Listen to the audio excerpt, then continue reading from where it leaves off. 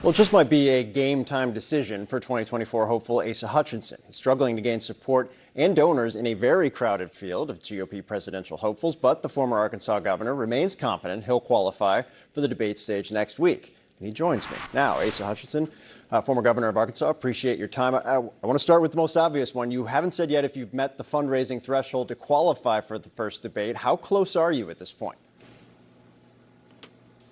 We're getting very close. We have until Monday evening in order to qualify for the 40,000 individual donors, and it's up to all the viewers.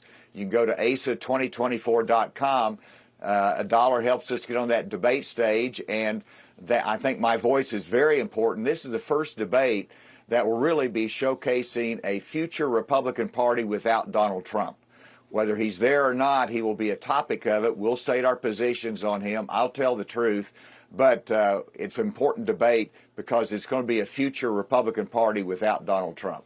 And do you believe, you're still confident, though, that you'll get there by Monday based on the numbers you're currently looking at? I do. You know, we're gaining a couple thousand new donors, which is extraordinary, new donors every day. People have gone to asa2024.com. And they've said, we want you on the debate stage, so that momentum is there. We've got till Monday again at 5 o'clock in order to get those donors there. I'll be there on the debate, and my voice is very important to tell the truth on Donald Trump, but also to feature my positive solutions for the future of America. You know, you make that point, and you have been one of the few candidates that has been willing to take on the former president directly. I was struck, Republican pollster Whit Ayers said that basically a Republican can't call Trump unfit for office and still have a chance in a primary. That, quote, that's basically requiring half of the party to admit they screwed up and put someone unfit for office in the Oval Office. Do you think it's your direct criticism of Donald Trump, which is why you aren't yet on the debate stage? No, whenever you look at the fact that I supported Donald Trump in 2020, and the last election cycle, and he didn't win, but I supported him, and many others felt the same way. But what happened on January 6th, what happened in his post-presidency and actually turning bitter and saying if his second term, it's going to be about getting even. So that's what tells people we need to move a different direction. So you've got to embrace the fact that he did some good things. I supported him, many others supported him, but we have to go a different direction for our future if we want to win. Donald Trump has not won the popular vote in the United States. And so let's forget the past, let's look to the future, and there's different directions that the candidate's going to present that's going to attract independent voters in. It's going to bring the young people in. That's the message that I want to have on the debate stage. You know, another one of your fellow candidates, Will Hurd, the former Texas congressman, says candidates who don't make the first debate should drop out of the race. Is that your view as well, if you don't make the first debate, given the fact you're trying to defeat former President Donald Trump, that candidates should start to drop out and try and consolidate?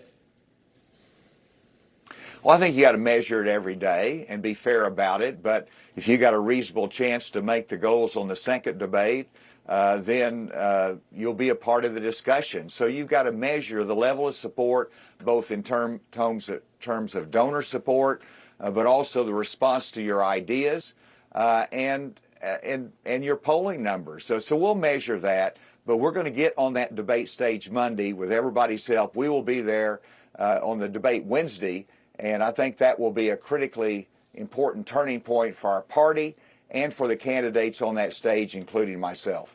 To that point, though, I mean, I do think that has, and I'm sure you've heard it plenty of times, the concern that there are so many candidates. You know, Donald Trump's support of 30 to 35% is rock solid. Nobody questions that. That leaves 65%. What happened in 2016 is too many people stayed in for too long is the theory.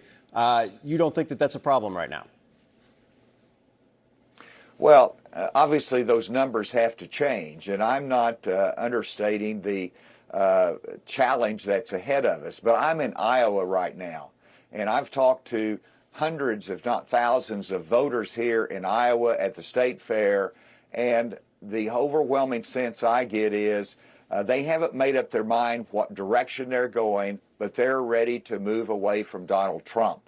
And so Iowa, I believe, will be the first state. It'll probably be late breaking. It'll be October. It'll be this winter because they want to look at all the candidates. So I think you're going to see those numbers change very slowly.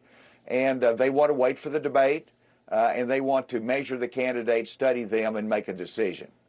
All right. Well, we will have to wait and see. The deadline on Monday, the debate on Wednesday. Former Arkansas Governor Asa Hutchinson, thanks for your time, sir. Hey, great to be with you today. Thank you.